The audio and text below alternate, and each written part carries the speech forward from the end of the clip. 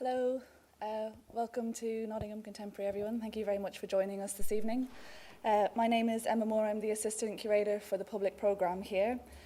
And it's a pleasure and very exciting to host this evening's talk, which is titled The Philosophy of Time. And tonight's talk departs from the different relationship of time evident in both of the artists' work upstairs in the galleries, and hopefully some of you have had a chance to have a look around the shows. With Polska Hefti, the passing of time is reflected in the eroded surfaces of his macro etchings, or in the variations of colour of the tarnished surfaces of the metal poles, varying, of course, based on the different amount of time that heat was passed over the different poles. With Agnieszka Polska, I think that her treatment of time, you could say, is a little more abstract and a bit more playful, perhaps. In her film Future Days, the characters inhabit a non-existent time. So the 5 characters are dead artists from the past. They are united in a sort of an imagined future where they, I guess it's an imagined heaven, but they seem to occupy a continuous present. And the lack of creativity in Polska's films Future Days, and also in how the work is done, which shows a number of students, or represents students who undertook a protest by not producing any work. And that idea, I think, of lack of creation poses interesting questions in relation to changing states which reflect the passing of time. So as a means to structure our day, time forms an inescapable element of our lives, and yet we cannot grasp it. It is a ubiquitous abstraction, evidenced by the simplest question of what is time, becoming one of the most difficult to answer. So I'd like to welcome tonight's speaker, who will answer that question now, Jonathan Tallant. Jonathan is head of the Department of Philosophy at the University of Nottingham. He is president of the Philosophy of Time Society and philosophical advisor to Timely, an events calendar devised for better time management and dynamic event planning, which seems an interesting use of your time. And he is founding member of Mimosa, Midlands Metaphysics of Science Association. So I'll hand over to Jonathan, who will do a brief presentation, and then we'll open up straight away to questions from the audience. We are recording and also live streaming tonight's event, so if you can hang on for a roving mic, there will be 2. Chloe and I will have a mic, so if you could just wait to get one of those to ask your questions, that would be great. So I will hand over to Jonathan, and thank you for coming. Okay, thank you. So, little bit of preamble before we get on to the stuff, the meat of the talk. I'm a philosopher of time. That's kind of what it is that I do. But what I don't do is going to be equally important tonight, right? So, Jonathan, do you know anything significant about art generally? No, nothing at all. Are you going to wildly conjecture about some stuff to do with the art? Yes, a little bit. But I will do so from a point of view of trying to throw some illumination on it, using some of the themes and ideas that we're going to look at in the philosophy of time. There will be a little bit of audience participation required later on, so if you could be generating a bit of enthusiasm and gusto for that, and be prepared to volunteer, I will need 3 of you. This would be much appreciated. So the philosophy of time, what is it? What's the day job? What is it that I do? What do philosophers do generally? What is philosophy? 7 years later, we'll carry on the talk. No. Roughly, we're model builders and model testers. So we have lots of concepts about the way that the world's structured, a lot of ideas.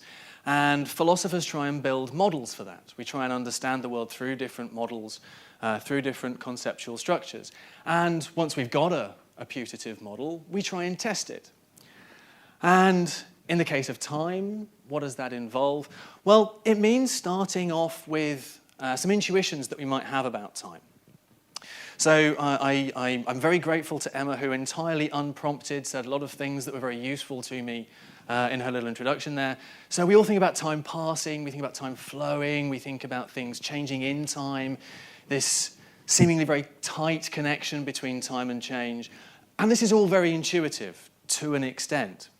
And so what philosophers will try and do, at least to start with, is we'll start with that intuition. And we'll try and construct some models that capture that intuition. And then once we've got that, we'll feed in data from elsewhere, within inquiry more generally. So we'll have a look at results from physics, from chemistry, from biology, from psychology, other parts of philosophy, computer science, even art. Yes, even the art. Linguistics, language study, you name it, a philosopher really should be interested in it. Because what we're interested in are those big models, those big pictures about the way that the world works. And in order to get those right, we need to test those against everything else in our understanding. Can't do good philosophy without trying to feed in all of those different things. It might not be the case that any one philosopher is able to do all of that feeding in. You might have experts who are particularly involved in the philosophy of physics or the philosophy of chemistry, who may feed in these results from these different fields. But ultimately, this will all get caught up, bound up in the models that we try and build of time. So, as well as this intuition that we have maybe about time passing, I think we have a bunch of other intuitions maybe. I guess I won't ask you for them, but a bit early in the talk to be asking Q&A at this stage. But think about the sort of things that we might naturally say about the future being open, the past being fixed, about time flowing or about time passing, about there being an important difference from things that we remember contrasted against things that we merely anticipate. These are all fairly intuitive distinctions, differences.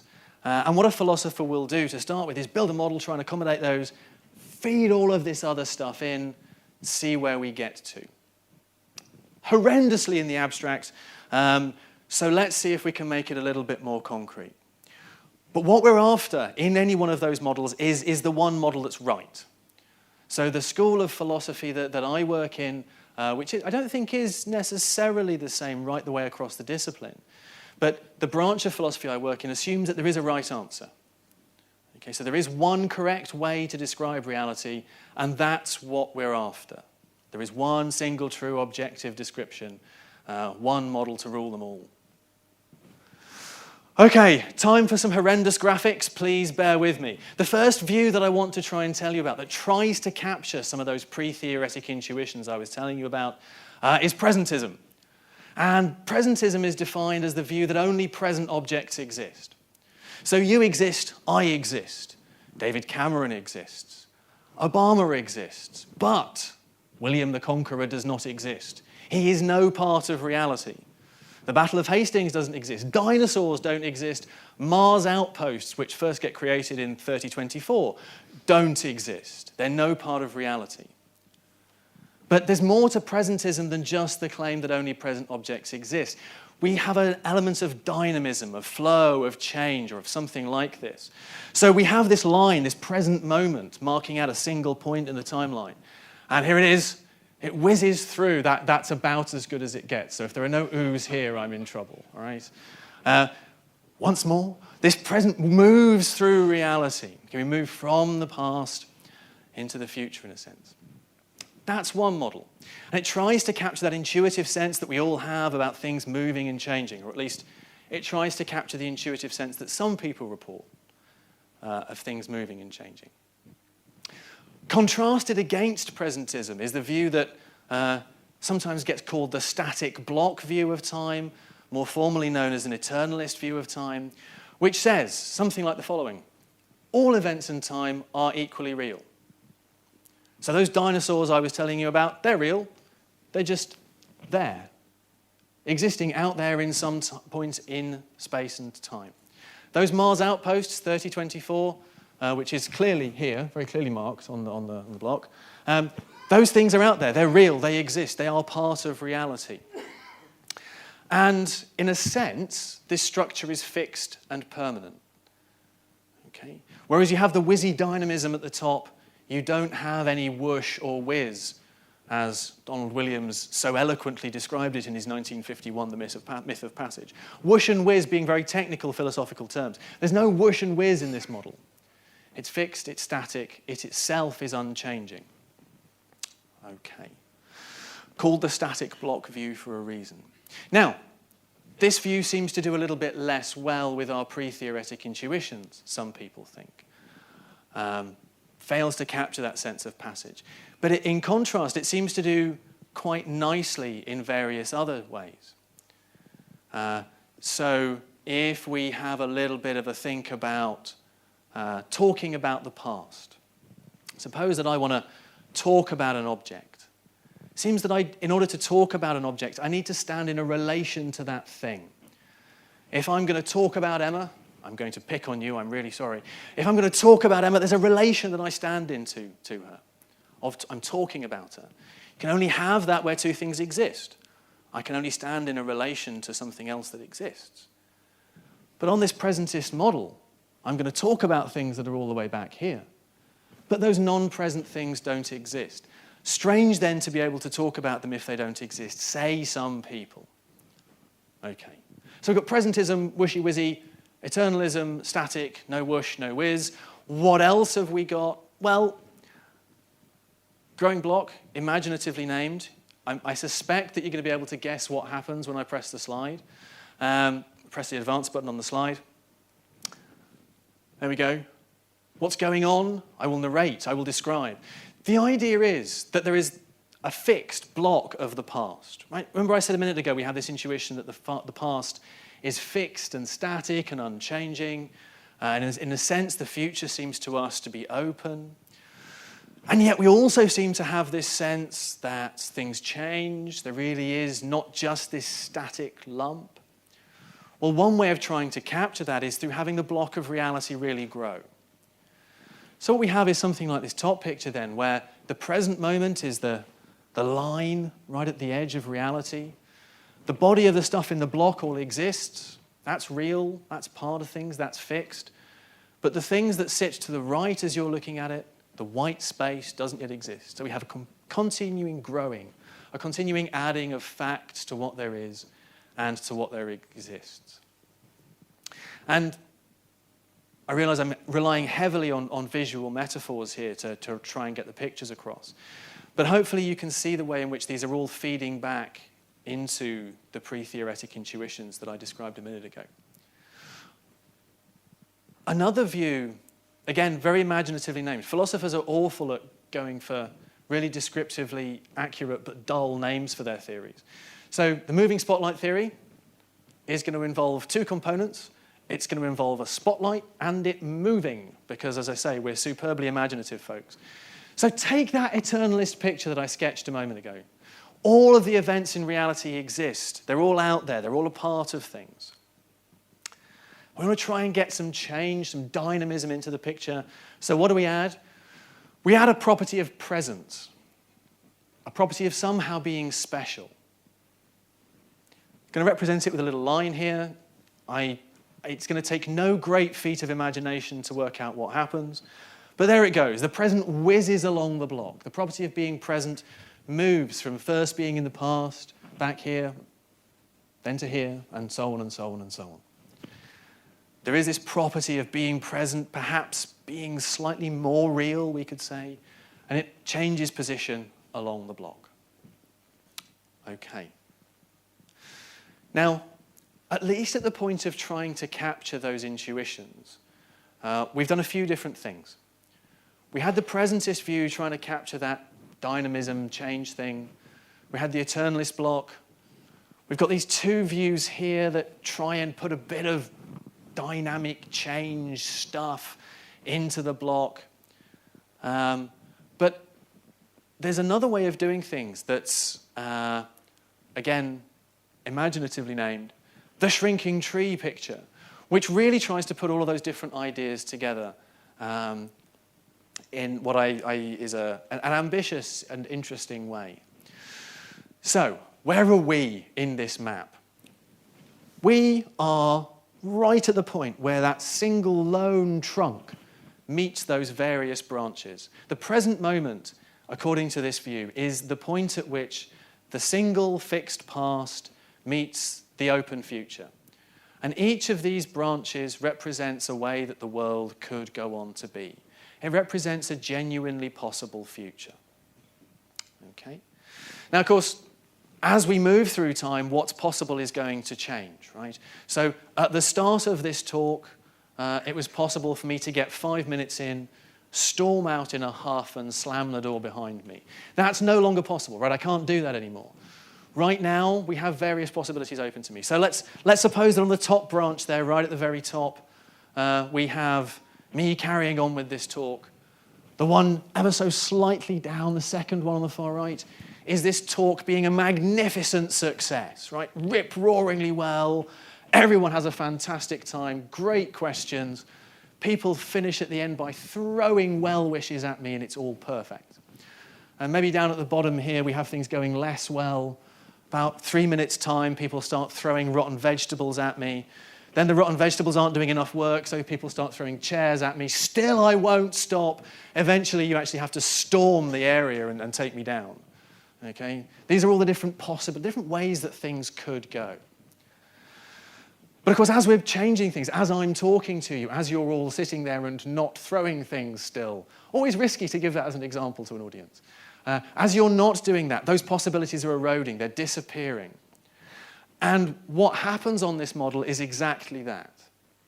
So as we go through things, these future possibilities cease to be possible. They fall away. They become no part of reality. And we end up with a single route the whole way through to the branch where I said the talk went amazingly well and you all threw well wishes at me at the end. Just very glad I got the right one there when I was describing it. No vegetables, please. Okay. So we have this literal foliation of branches. Future possibilities just drop off as we're going through things. The shrinking tree. Shrinking tree because it gets smaller and it's a tree of possibilities. Okay. Those are 5 different views in the philosophy of time. Presentism, only present objects exist. Eternalism, they all exist. Growing block, the present is like the edge, the past is all fixed and exists, and we're continually adding new facts to reality. Moving spotlight, it's all out there, but a present moment moves through it. Shrinking tree, there are all these future possibilities. We make them drop off by performing various different actions, various different things happening. Okay, now, well done for bearing with me, because that's about 2,000 years of philosophy in, I suspect, something like 10 minutes. So if you're still with me, well done. That's a very good effort indeed. But so far, you'll notice what I've been talking about is what we might call the shape or the temporal structure of reality. Okay? And there are huge debates in philosophy about all manner of things to do with those different models. To give you some case studies of the sorts of things that philosophers talk about, which of those models best preserves the way that we speak about time? Which of those models is most compatible with our best physics of time? Are different of those models, in fact, such that they are, what do I want to say? Are those different models such that some of them do better with different branches of physics? Do some of those models work best with studies in linguistics? Do some of these models work better with studies in psychology? Okay, so when I said at the start, what philosophers are interested in doing is starting off with the intuitive models and then feeding other stuff in, that's true. All I've done here is given you a couple of quick and dirty intuitions that I think people often report having about time, and then given you 5 different models that try to some extent to capture those intuitions. Okay?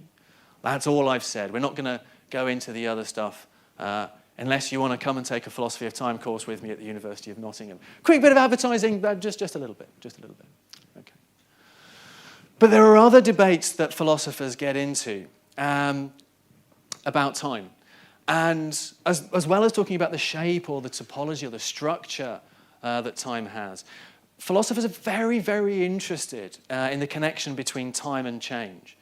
And the connection between time and change has been discussed for many thousands of years. Aristotle said that time is the number of change with respect to the before and after.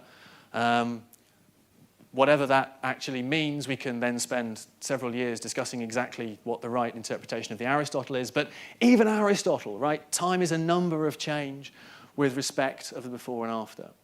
And we philosophers, we model concepts. We want to see how our concepts map onto each other. And then we want to work out whether or not those concepts map onto anything outside us in the world. Okay, so a 2-part strategy. We want to talk about our concepts of time and our concepts of change. Are they the same? How are they related? and then do those concepts or ideas we have actually latch on to anything interesting in the world around us? I'm not going to look at the second question with you. So I'm not going to look at the question of whether or not they latch on to anything interesting. I'm going to explore with you a little bit the connection between our concepts of time and our concepts of change. So what's the connection between time and change and our conception of the two?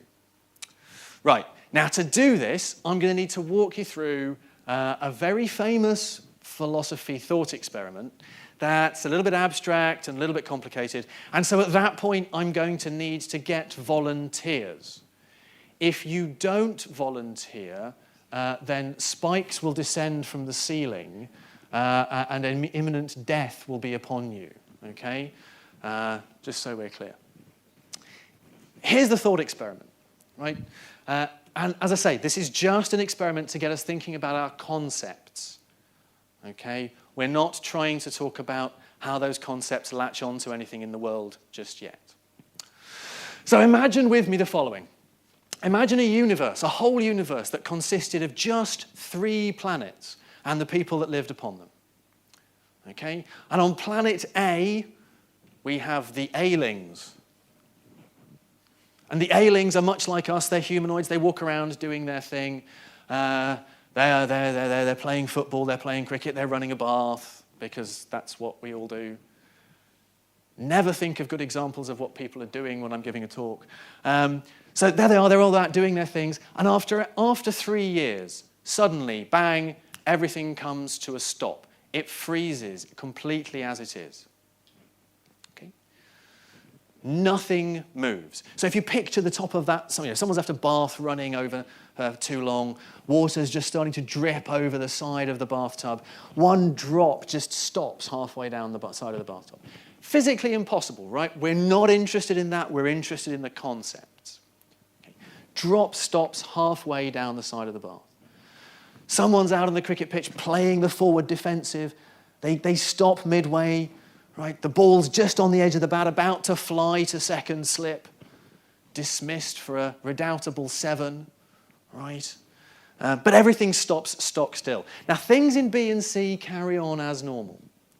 Okay, so observers from B and C, with their telescopes, they can look in and see what's going on. We'll leave aside the question of how the light's managing to leave to get to the telescope, okay? Just bracket that consideration. It's a conceptual exercise. After a year in B and C carry on doing their things for a year. Suddenly things start changing on planet A again.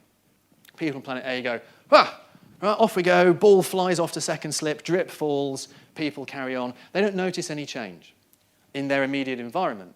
Of course, when they go back to their telescopes and they look to worlds B and C and they see, oh, things have jumped. Things have moved on by about a year. That's pretty strange. How did that happen? Get on the phone to world B. What happened? You guys froze. Did you not notice? You froze stock still for a year. We didn't. We didn't stop for a year. You're crazy. No, you did. You did. You really stopped. Okay. Except they can't get on the phone to B. That was foolish of me. They get on the phone to C. Because after 4 years, B freezes. Everything in B stops. Okay. Exactly the way it stopped in A for a year, things stopped in B for a year. After a year, things kick off again in B, but in C, things freeze for a year. Okay, so we've got this series of haltings, if you like, for A freezes every 3 years, B freezes every 4 years, C freezes every 5 years. Now, this can carry on merrily for quite some time before we get to an interesting question, but we get to the end of the 59th year, and it seems natural to suppose at this stage that what we have is a year that goes by where there is no change, right? Because 3, 4, and 5 will intersect at 60. Good, right? So in the 60th year, we'll have no change, right? Nothing will change at all, but we'll have a year.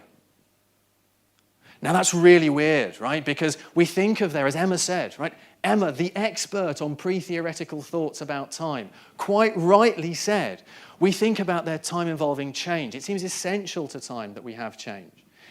Better, it seems essential to our idea of time that it involves the idea of change. Okay, remember, this was a conceptual exercise. It was an idea in testing our concepts and how they work together. And this thought experiment's due to a guy called Sidney Shoemaker. According to Shoemaker, what we have in this 60th year is a year without change. And that's what we think happens in this thought experiment. Okay. Now, that's a little bit abstract, a little bit funny, involving freezings and baths and cricket bats. I would like 3 people. I need you to be able to both count and clap. Those are the minimum constraints. Right, super. 1, 2, 3. Down you come. Big round of applause for the people who otherwise saved your blushes.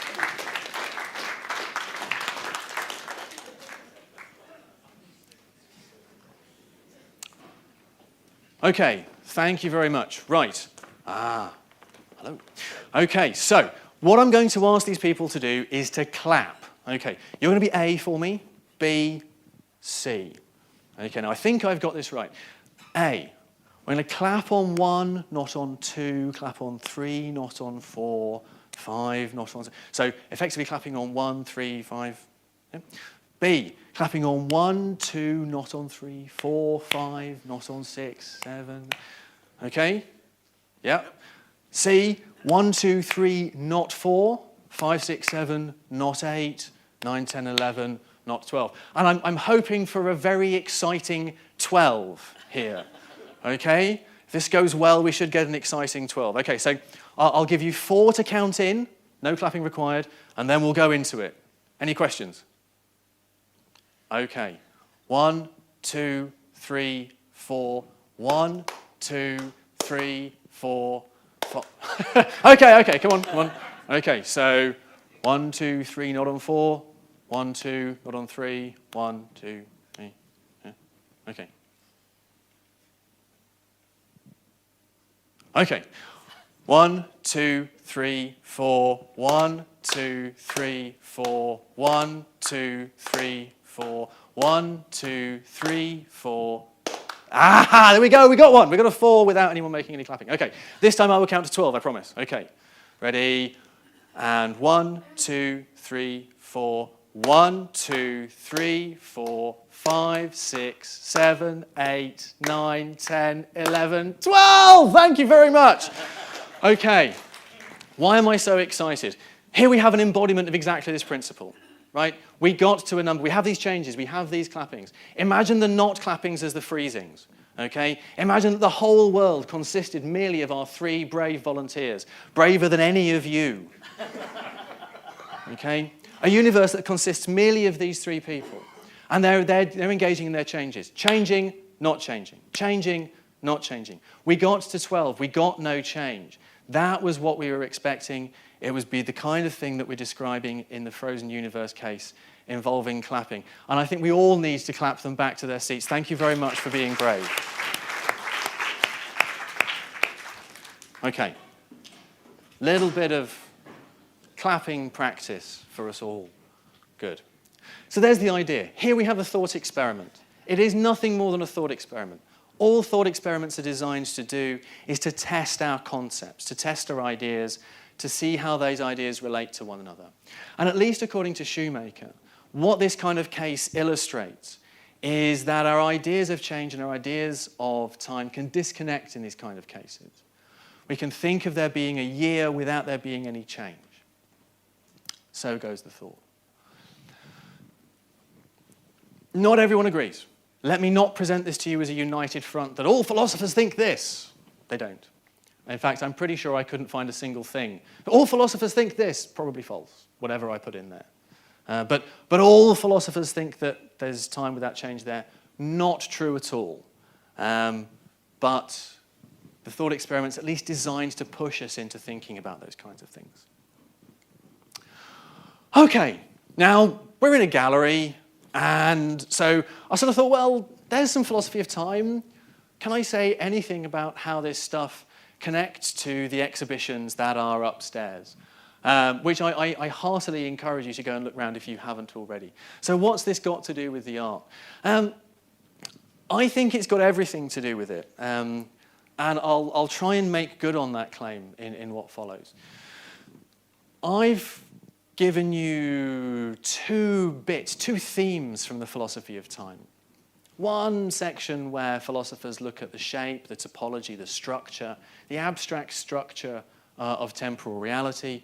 And I've looked at our ideas, our concepts of time, and our concepts of change. And I think that if you go and you have a look around the exhibitions, then you will see exactly those themes being explored and being tested and being examined in different ways, I concede, by both Polska and Hefti. I think they're both visible. Both of those themes are visible in the works upstairs. Now, to repeat something I said right at the start, by no means any form of art critic. No way at all. Right? Philosopher, yes, I'm capable of doing that. But here's how I think these themes are being explored a little bit,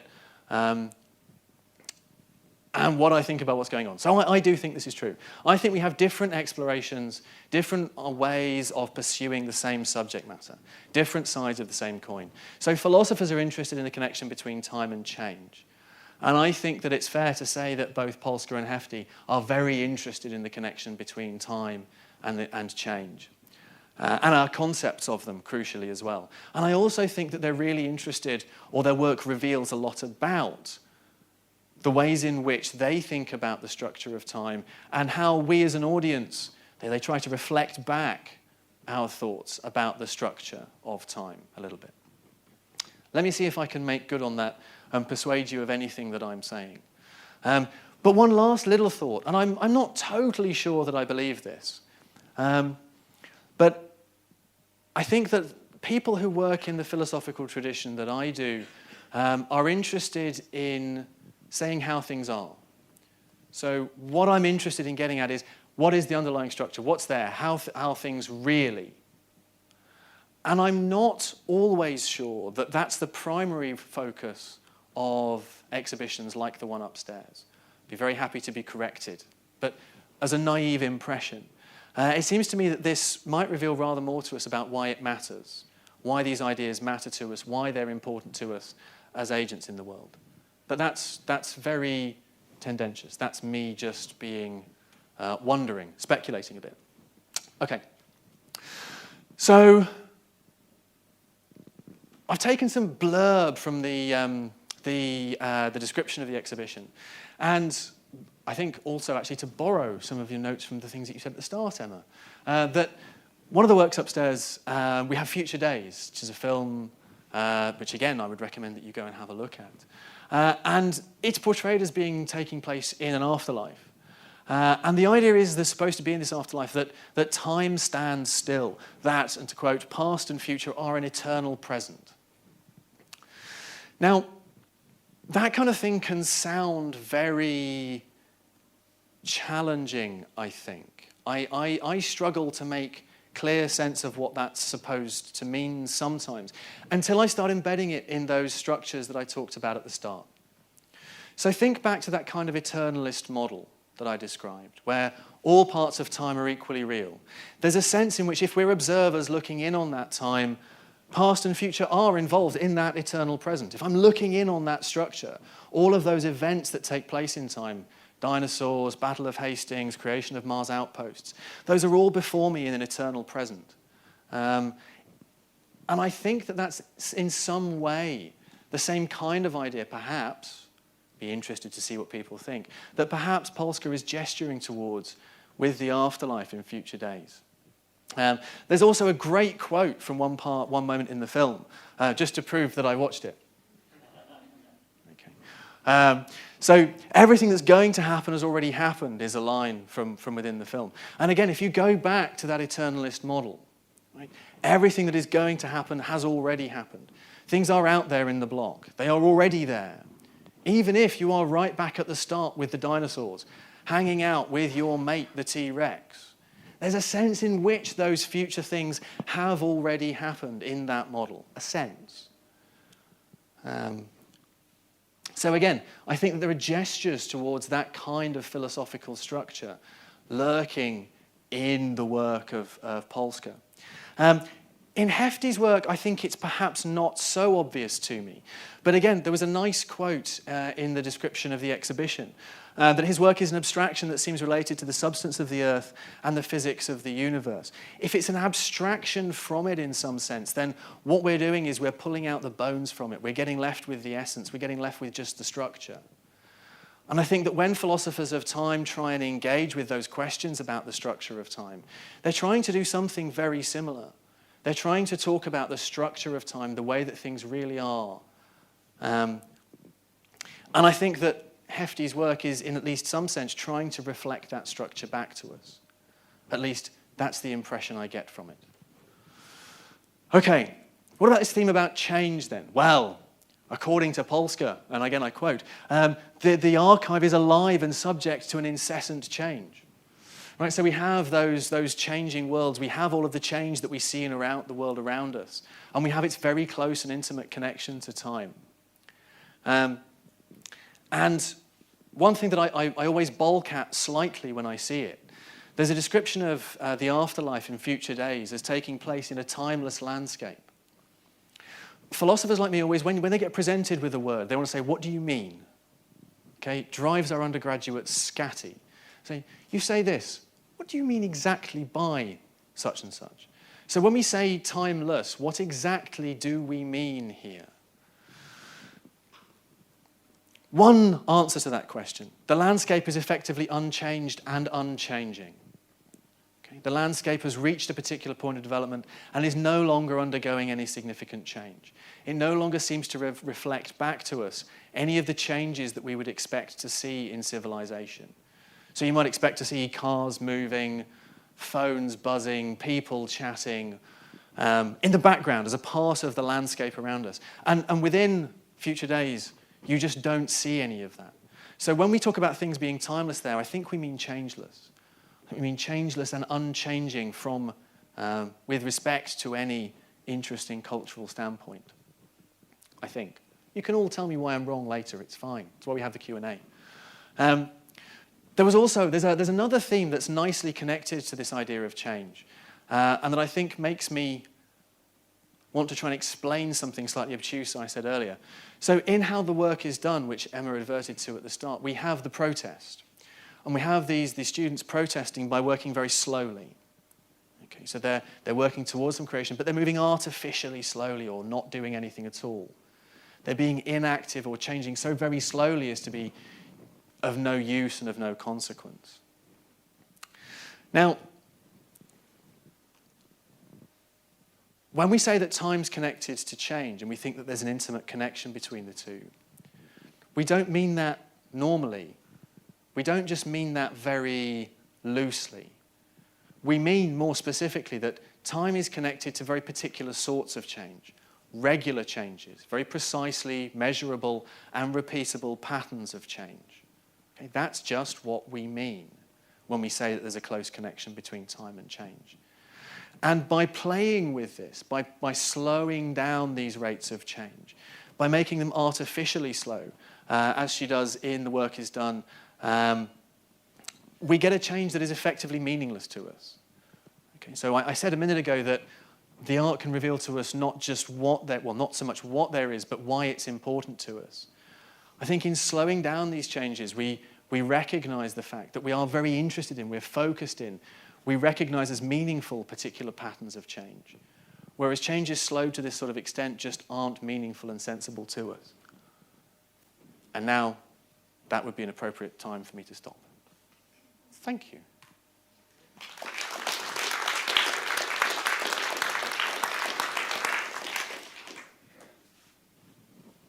So, I'm managing the questions. So does anybody have any questions?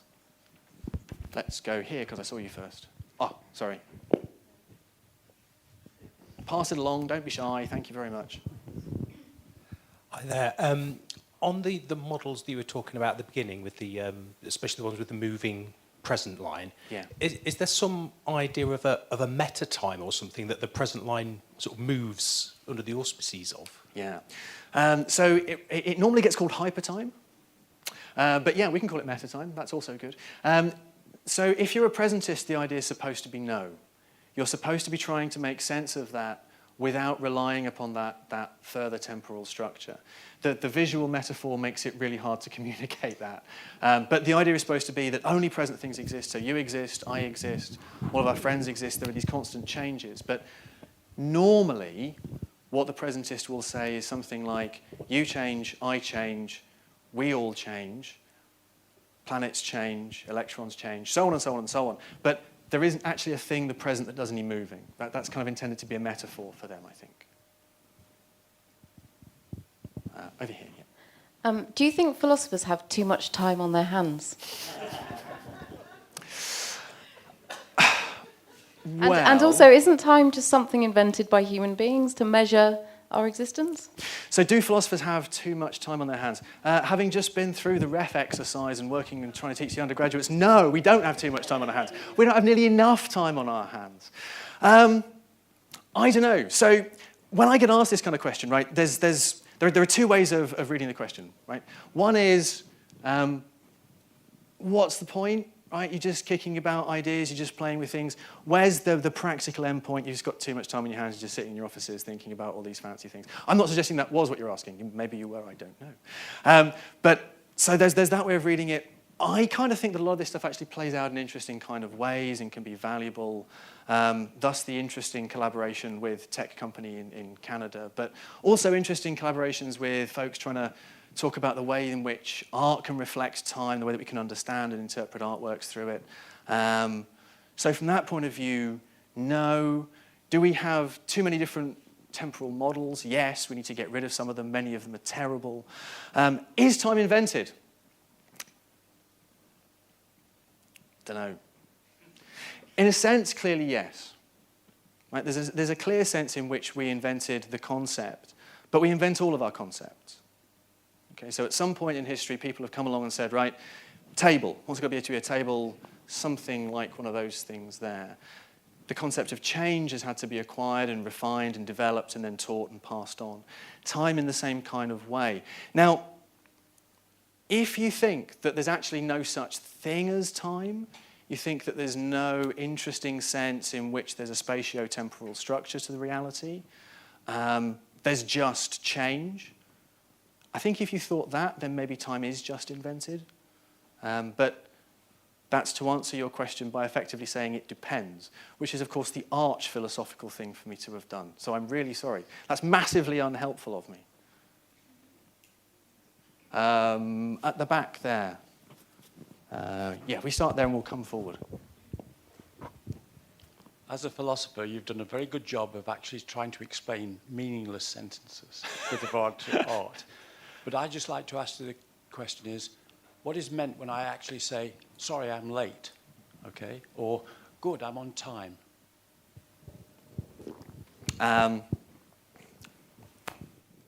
Okay. I guess, I think if someone says to me that I'm sorry I'm late, I think that what they're saying is that there's some kind of norm or expectation that they turn up at a particular point. And we'll say point here is defined by mass motions of clocks and other very predictable and periodic processes, and that they're expressing some form of regret at failing to arrive at that location at a point that coincides with those processes reaching an agreed point.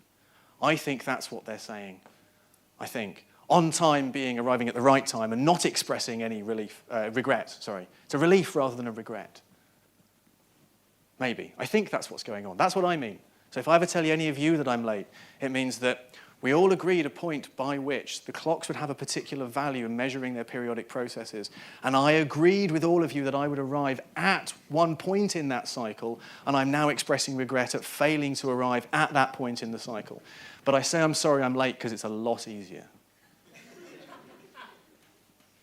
One down here. Yes, I have two comments really. The first one concerns the shrinking tree Yeah. model. I wasn't entirely convinced. I wasn't convinced why it's called the shrinking tree, because in one respect, of course, if you approach it from the past, then the future possibilities will be narrowed down and eliminated as the process moves on. But at the same time, provided the process keeps moving and doesn't just come to a stop, other possibilities will be generated by the very narrowing of the processes earlier. So it could be a shrinking but also an expanding tree. That's the first point. The second comment concerns the thought experiment of the different planets freezing at different times. Again, I wasn't entirely convinced. Maybe that's not how it's meant. I haven't actually read the experiment, so I wasn't entirely convinced by the conclusion that if there's no freezing in year 60, or rather because there's no freezing in year 60, that there would be no change. Of course there would be change, lots of change, not many changes, just not that particular one.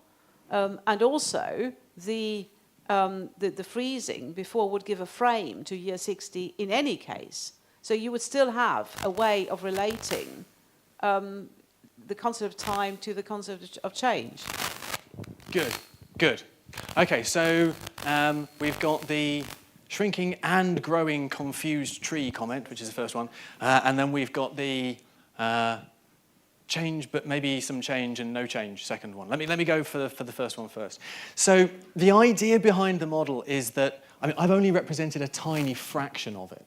Okay, so in order to be true to, unless this is the end of time, in which case this would be okay, but we're a lot further along than we thought. So the idea is supposed to be that this extends an awfully long way in that direction. And to that extent, no. All of the possibilities that could ever be realized are just out there. So there is no new possibility created according to this model. Okay. That's supposed to be the idea anyway. So when we zip through like this, through to the end of time, there we go, we're right at the end, thud, the end, but now nothing's possible because we've got to the end. Yeah, the thought experiment's a wacky one. It's great fun to play with. I'm not sure how much it really tells us, I suppose. So one way to respond, which I think is the way that you were responding to it, is to say, there is a change, there's a passage of a year. Right? I mean, a year passes, so clearly something's doing some changing. That's a change, isn't it? Right? Right, good.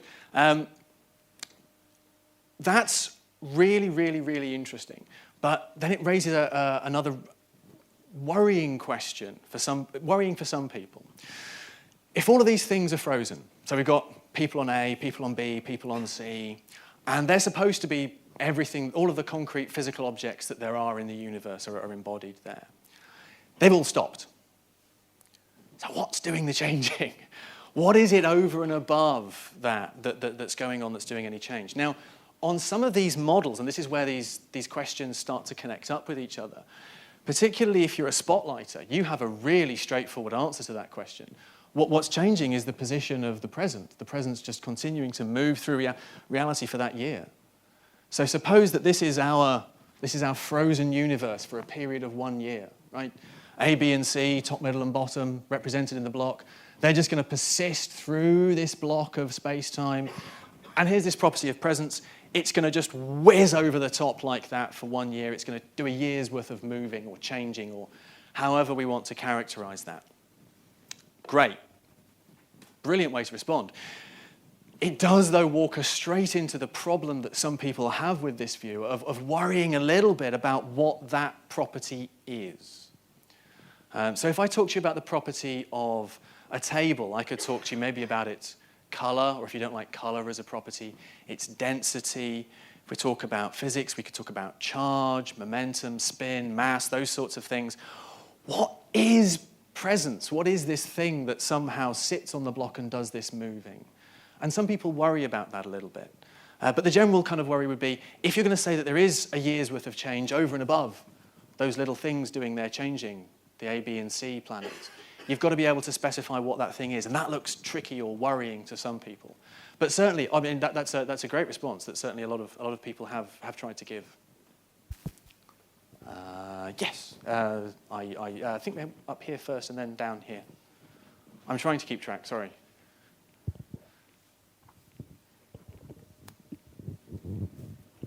It's generally accepted these days that the universe is non-deterministic. So how do the various models of I can see the growing tree, shrinking tree, sorry, coping with that. How do the other models cope with that? Yeah, good. So it's going to depend on a huge number of different things, is the short answer. So there's the philosophy weasel answer. It depends. What it depends upon is how exactly we're going to characterize the claim that things could be other than that they are, right? So we talk about the future being open, we talk about there being future possibilities. If on the shrinking tree, those things are literally connected to us. Those are discrete things out there. They are structures that are very much a part of our world.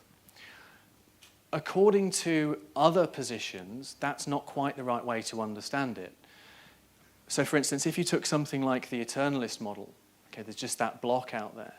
To say that things are indeterministic might, for instance, be to say that the kinds of properties that are instantiated in the world are themselves just indeterministic properties. It just so happens that they will fall out this way, but each of those properties is such that it could have gone differently, it could have behaved otherwise. So it's to try and build the possibility or the openness into each of the properties in a sense. Other options include saying things like, well, what we're interested in when we say that things are indeterministic isn't how they in fact are, it's how they could be. And so we say things like, well, all we need to be able to say is that there are other possibilities. There's the actual world, here's how things actually are, but to say that the future's indeterministic, to say that the world is indeterministic is just to say that there are other ways it could have been, but those are discrete and not the same as, there's a discrete from and not the same as the way that things actually are. But it's a great question and also an extremely difficult one to try and pack in to try in this particular talk. Yeah, we have one here and then one back in the middle again. So the thing that most frustrates me about philosophy is its inability to engage with science. So you've given us a talk on time and you've said nothing about physics. You've not mentioned relativity. You've not talked about how change is a relative concept, depends on your frame of reference. You've not talked about particle physics and time imparity. Or about time invariance and the consequences on conservation of energy. You've not talked about entropy and thermodynamics.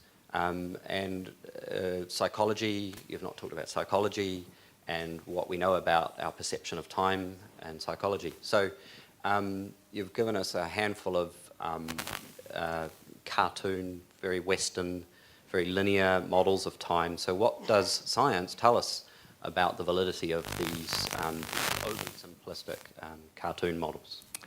So yeah, so I think you're right that in a 30-minute talk to a non-specialist audience, I may be guilty of sketching some elementary philosophy. I didn't say you were stupid at all, but not familiar with the topics and not wanting to assume specific backgrounds at any particular point. So I think the one interesting one that you missed as well was the way in which we interpret quantum mechanics in the light of these different models. Yeah, so, I mean, great questions all. The way that these things normally play out is that eternalism gets a huge bump around here. But what we want is some kind of, not strict eternalism, but what we want is some kind of four-dimensional spatio-temporal structure where rather than differentiating genuinely time-like direction from space-like, you have a four-dimensional structure with variation within it. And in addition to that, you want to talk about the thermodynamic stuff. I mean, there are questions in the philosophy of physics that get connected to this about whether or not we can recover any kind of entropic arrow, whether we can recover a genuine directionality to time, whether we really get something sensibly linear or whether we don't. Most of these pictures wind up favoring something like the eternalist model. In part because, as you rightly noted, when we're engaging in things like relativistic physics, what we end up saying is that what any two different, please do correct me if I get the details wrong, but any two different observers in different inertial frames may well observe distinct events, in one frame being regarded as being simultaneous, in another not being observed to be simultaneous. And if you jump back to that kind of idea, the presentist idea, what you have there is an absolute present. Right? You have an absolute present moment running right the way through the structure of reality. But if what you're going to observe as simultaneous varies from frame to frame, it doesn't seem like you get an absolute frame of simultaneity. It doesn't seem like you get an absolute structure of presence. Rather, what you get is, well, what we perceive as being present will depend upon our frame of reference. And so what you have is this kind of block-like structure. It's an easy way to make sense of it. And I think that the mathematics bears that kind of result out, though I suspect you'd know more than me about that. So, I mean, I don't think it's... So, how does it bear? I think most of the questions will come down to favouring an eternalistic picture, although there's some interesting stuff being done at the moment in the philosophy of physics that suggests that something tree-like might give you something preferable. So if very, very, very quickly, if you treat the indeterminacy involved in the collapse of the wave function as being genuine and being real, the thought is that that's best captured by something like the tree structure. So there's a quick gesture at some of the ways that these things play out. But for that very reason, let me reply by noting that I think your claim that philosophy doesn't engage with the physics is complete nonsense, right? The philosophy of time and the philosophy of physics go hand in hand, and these two things are very much partners, I think. Any more?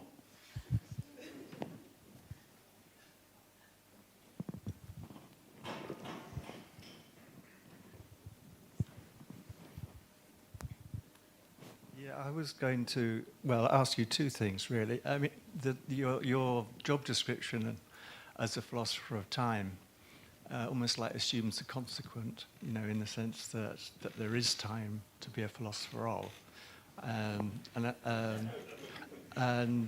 But you've already touched on that, and I won't labour that. But I wanted to ask you whether you'd ever thought about, this is to do with the arts and time, I suppose, or more particularly the arts and tense, because, you know, the arts are sometimes separated out in terms of their spatial temporal character. You know, we think of music, we think of drama, we think of architecture, we think of painting as having different spatial temporal characteristics. And these different kinds of spatial temporal characteristics somehow shape the kind of things that they can deal with. And for example, even in ordinary language, I can say quite easily that I'll see you in the Keen's Head for a pint next Wednesday. But it's actually very difficult to do that in a painting. And it's even more difficult to dance it. So I wondered if you'd thought about how time might shape the arts and how their spatial temporal character might be shaped by their temporal component. That's a great question. So just, I can't resist. I'm really sorry. On the student of consequence, time being real thing. There's a very famous paper in the philosophy of time by a guy called John Ellis McTaggart, and it's complete nonsense and wrong. Everyone agrees, right? It's one of the few things philosophers agree on. But his conclusion of this paper is that time isn't real. So the most famous philosopher in the philosophy of time, claimed that time wasn't real. And there's a nice story about him giving a talk, I think it is at Cambridge. And he'd given a talk, and it was after dinner, and he was chatting to his students. And he said, I must leave and go and catch the train. And of course, you know what they said, don't you, right? Anyway, sorry, you just called it to mind, I couldn't resist. Yeah, good. So, tense and situation and how we shape, how time shapes art and how we might shape it back. So the first thing I want to pick up on is this notion of tense, particularly in language. And it's one of the areas where the debate in the philosophy of time connected up with linguistics in around the 1960s and 70s, because it seems really, really hard to capture the meaning of a tensed expression using language that's totally tense-less. So if I say to you, this talk will finish soon, then I'm saying something that has tense markers explicitly built into it. It's directional, and it was unclear for some time how exactly we should capture that. Lo and behold, with appropriate input from various developments in linguistics, people were able to answer that question, and were able to actually describe a way of using tenseless language that we can capture at least enough of the tense language back for us to be okay. So it's certainly going to be true that various different artworks are shaped by their time of production. So, I mean, just thinking very, very obviously, someone who's creating something in the Renaissance doesn't have access to the techniques, the technology that we do now. But they're also going to struggle to codify tense in their painting. It's much easier, as you say, for them to do the tense-less stuff. In fact, there's the project that I'm engaged in with an art historian colleague is actually looking at the way in which Renaissance artists did represent extended sequences or passages in time. And effectively, they did it by regionalizing painting. So different regions of the painting would stand for different eras, and you get a series of snapshots running through a work. It wouldn't always be linear. Sometimes you'd have different regions totally non-linearly juxtaposed. But they would try and capture that sequencing in there. I think the only kind of... I think if you want to try and really capture at least the feeling or the sense of passage that we have and use an artwork to try and do that, the two mediums that will best enable you to do that are probably going to be film and music. Because listening to a series of notes or a sequence in a chord, so if you imagine an arpeggiated chord being played note after note after note, you'll anticipate the last note in the sequence. There'll be that sense of anticipation of looking forward, which is effectively a very tensed kind of an experience to engage in. The same kind of effect can be generated through film, but very, very hard to do that using a static material, I think. I'm not aware of that being done. I'm not aware of that effect being created in quite the same way through a purely static medium, I think. I'm not sure if that quite gets to the core of your question. I feel like I've talked around it a little bit. Okay. One thing that people have done historically was to seize on what seemed to be a pregnant moment, a moment that belonged to the past and to the future in terms of the drama of what was being portrayed. But it still doesn't get round the sort of basic difficulties of working in static medium. Okay, good, thank you. That's interesting.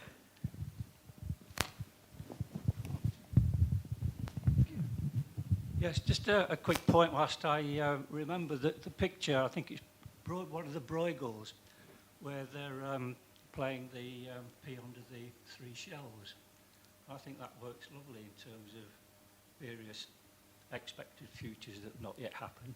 Right, okay, thank you.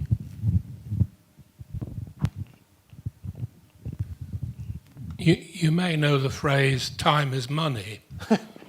And the interesting thing about that is that you can, in one sense, say that there's no such thing as time, or it's very difficult to work out what it is. But equally, you can say the same thing about money. In fact, there's quite a lot of work which shows that money isn't actually anything, and once you've gone beyond the gold standard, it's just numbers. And today, that's all it is. The only thing, it's more of a question, more of a comment than a question. There's certainly both time and money make you jump. Jump to it, I mean. You know, you've just got to do things. Yeah.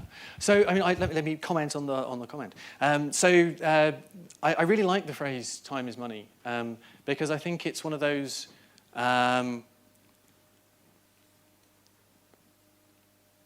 really familiar, obvious kinds of observations that's actually anything but. So, I mean, coming back to some of the stuff that I was talking about earlier to do with change, I'm not going to talk about the money side of things, because that's also hard. But let me talk about just the temporal side of things. So, time's money. What do we mean like that? Well, okay, so suppose that someone's in their office. Okay, what do we mean? We mean that if they sit there in their office for a period that's marked by a particular number of changes in this device that sits on the wall, then we'll give them something.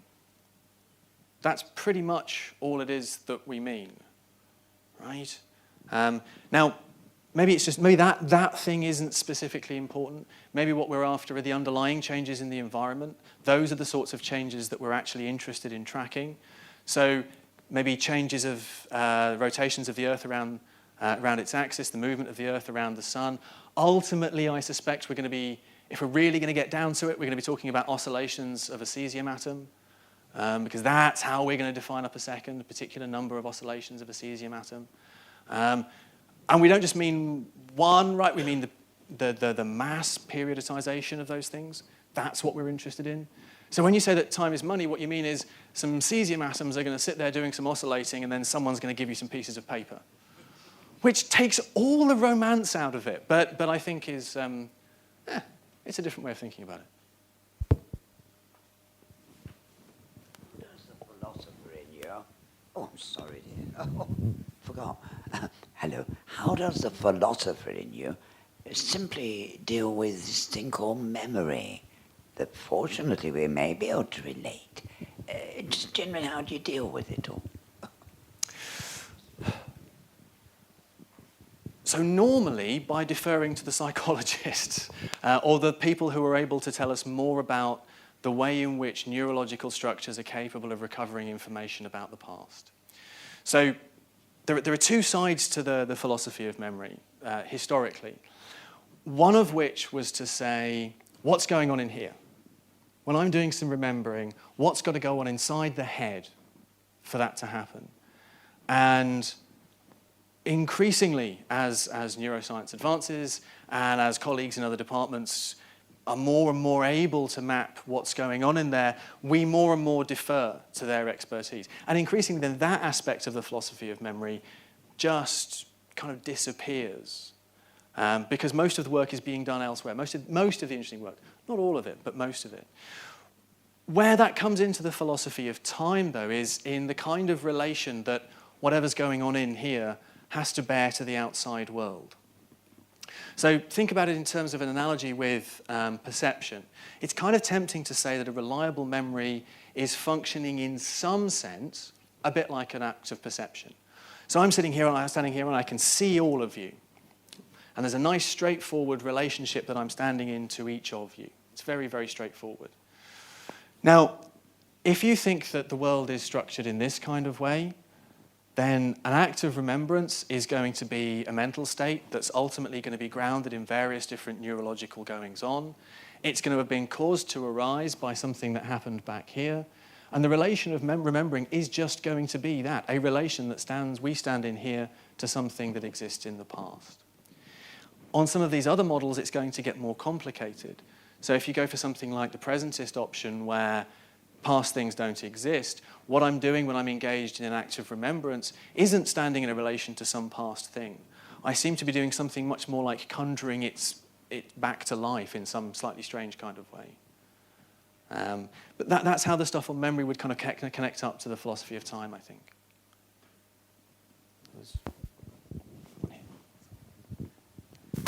Hi, so going back to the shrinking tree, would a better name for it be a constant tree? Going from a perspective of a person traveling down that diagram where those branches all branch out, it will just remain constant. I mean, for every, say if I come to a T-junction and I turn left, it will cancel out equal amounts of branches if I turn right, because it will just open up. Wouldn't the tree just be a constant tree throughout time, and the fact that it won't change? Maybe. So the idea is supposed to be that once we once an event takes place, let's stop focusing on people. Once any particular event takes place, that eradicates from this model various different possibilities. There are various things that can no longer happen. So if we move down this bottom branch to this point here, and we imagine someone flipping a coin and it landing, right? That's what's going to happen at this point.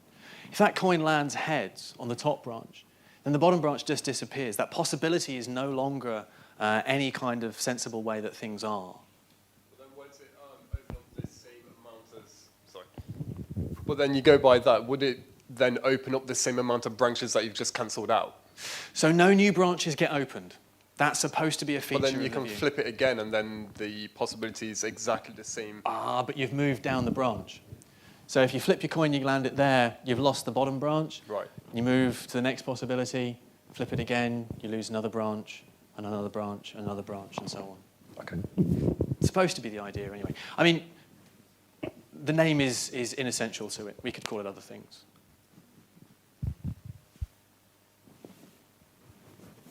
I think the one in the middle and then one at the top. Yeah, sounds good. I'll try and be as brief as possible. This is like something I've thought about, but I've never really tried to articulate before. Like, I've never thought heaven or hell was particularly likely, but I thought it was sort of necessary to think about. And there's this bit in The Simpsons where Bart is annoying his Sunday school teacher, and he says, "Wouldn't you get used to hell after a while, like you get used to a hot bath?" She says, "No, of course not." But I thought about this, and I thought, well, to experience pain or pleasure, you have to have novelty, right? Things have to change. So say in hell they have to get worse and worse and worse. And it feels like it's not quite the same as a hot bath, but it almost is. Eventually, any imaginable pain you would get used to. So hell doesn't seem like such a spectre anymore, but neither does heaven, because, you know, the only way you could keep having more pain is to maybe die and be born again and have a fresh experience, but then you wouldn't really be you anymore. So do you vaguely agree with what I'm trying to say there? So I think I'm going to do something which may be slightly atypical for a philosopher when pressed with a theological question. I'm going to defer here to an empirical claim. So there was the claim that you acclimatise to any pain or any experience over time. I guess I'm not sure I have data to support that. I have anecdotal stuff that suggests to me that I can get used to a particularly hot bath. But I'm guessing that if there were such a place as hell, then that's probably worse than a slightly scalding bath. Is going to be my starting assumption. And so given that intensity of experience, I'm not sure, I'm honestly not sure, quite whether or not we're wired in such a way as to acclimatise to any experience in that kind of way. So, I don't know.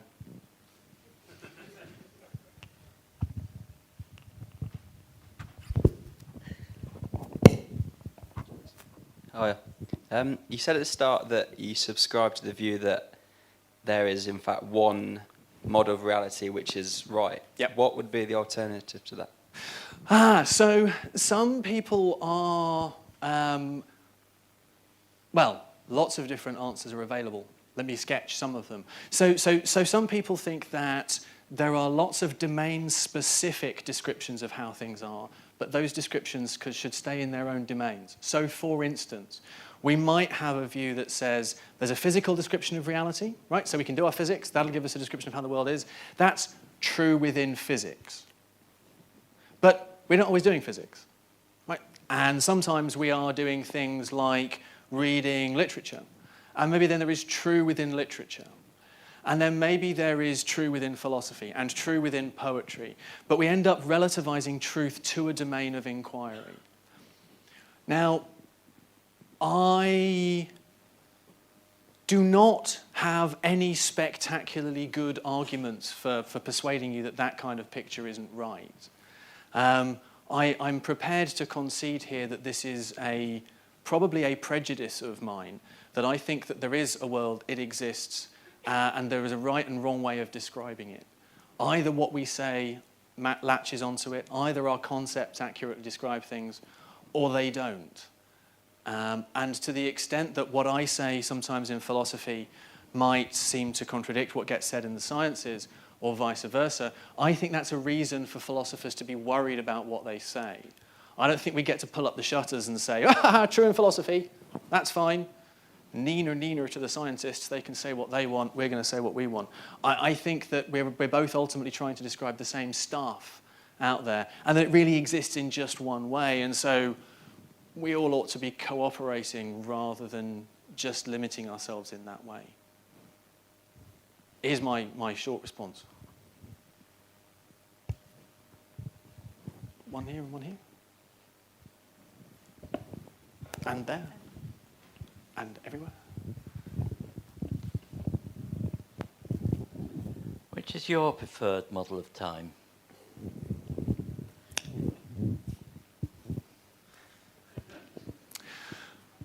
The one that I think is most likely true is the eternalist one.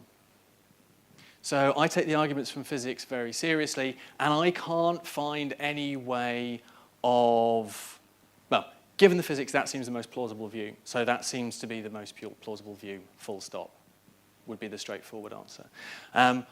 What a lot of my dynamically minded contemporaries would suggest is that there are, in fact, ways of reinterpreting those physical theories such that you don't lose any predictive power, you don't lose any expressive power, but you can render them compatible with things like the moving spotlight, like the presentist view. I'm not entirely persuaded that those moves are successful, so ultimately I have to drop back to the eternalist picture. The view I'm most interested in is the presentist one, because I think that it sheds lights on other philosophical puzzles that are interesting. So I'm interested in presentism for kind of instrumental reasons. It's the view that I think I'd probably like to be true, but I think if you do weights and balances, at the moment it doesn't look like it's the right one.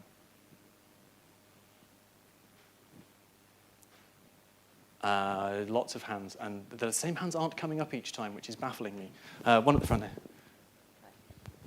Sorry, I did miss the beginning of your lecture, so sorry if you said something about the question I'm about to ask, but just the concepts of time that you've talked about, how much are they informed by perhaps other understanding of the concept of time that maybe come from ancient texts or Sanskrit writing or Buddhism?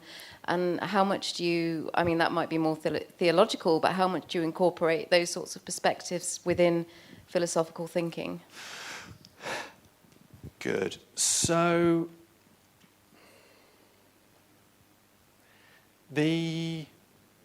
most of these models are ones that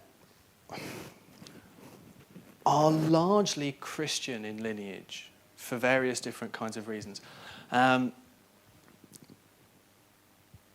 Mostly because a lot of the pre-Christian myths about temporality and about creation events include a cycle of repetition. Not all of them, but a lot of them, you'll get some starting event, some coming back to a beginning, some cycling through, moving along a path where the path ultimately rejoins. Something like this is reasonably common, not exclusive. Where Christian concepts of time are really massively significant is that once you have the birth of Christ, you have an immovable fixed point. You can't go back behind it again. We've been saved. And I mean, I realise the point sounds kind of glib, right? But if you don't have that moment, there's nothing particularly interesting about going back round the cycle again. Right? There is no unique event that means that, well, now we can go back to being unsaved. Right? You can't do that. It's a kind of a fixed point that generates from it an asymmetry. We have before and we have after, and that's an important difference. So I think that a lot of the concepts that I think that a lot of the day-to-day concepts of time that we have derive from those early models through a Christian lens, then get taken through things like the Industrial Revolution, where people needed to find ways of codifying and pictorially representing units of time in order to effectively sell them back to workers, in order to be able to plan. So you need to be able to have your Gantt charts, your calendars, things like this. So you take the early myths, you put them through a Christian lens, you put them through an industrial lens, and you end up with the kind of picture that we have now. ish. I've gone very, very fast and very loose over that, but something like that would be the way I would see the story going, I think. And does Far Eastern philosophy influence your thinking at all, or Far Eastern thoughts about philosophy on time, given that you've got a campus in China and all? Yeah. So what are we saying? There's a general and regrettable tendency in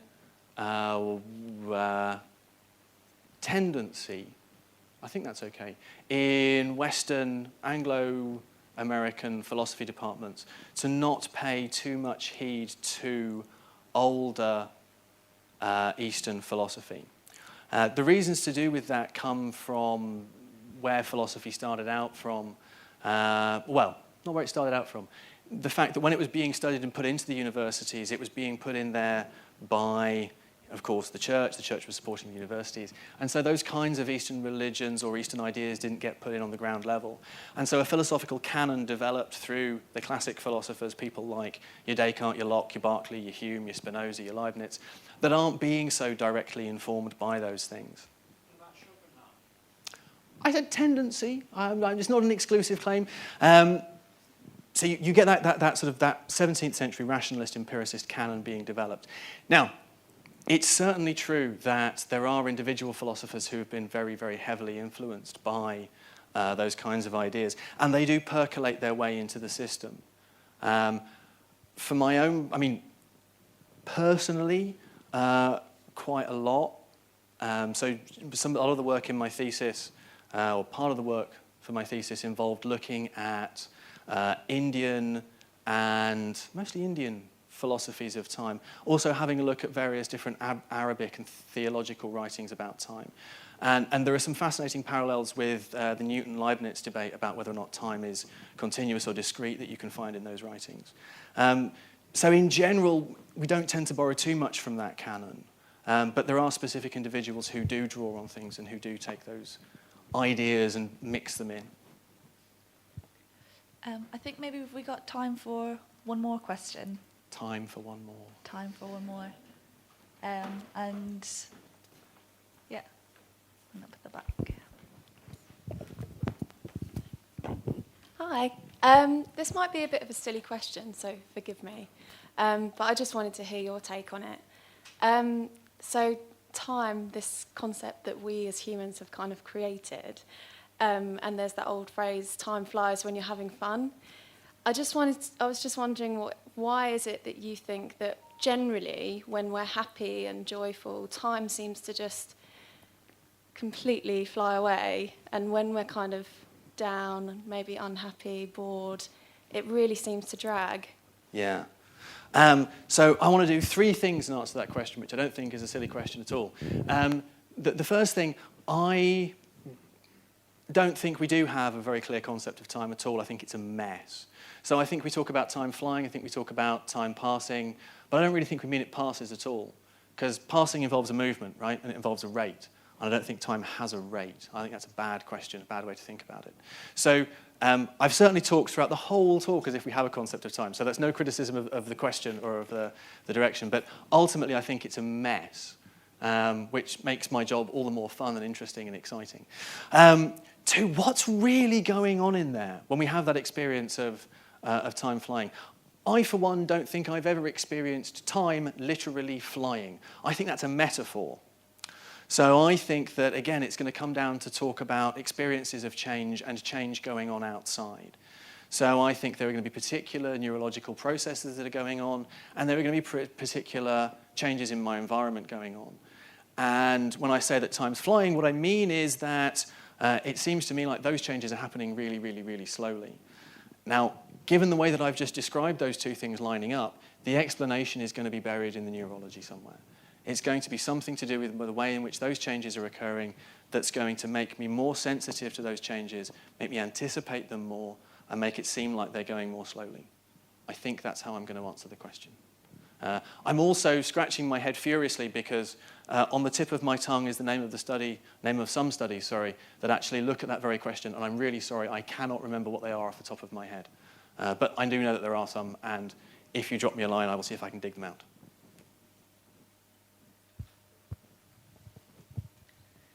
Thank you.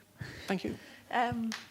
Yes, just to say thank you very much for quite an impressive talk, and I think you've fielded a lot of amazing questions very well, and I hope that everybody would agree, and I can't resist, I'm sorry, it was time well spent. And thank you all for coming. Thank you, Jonathan. Thank you.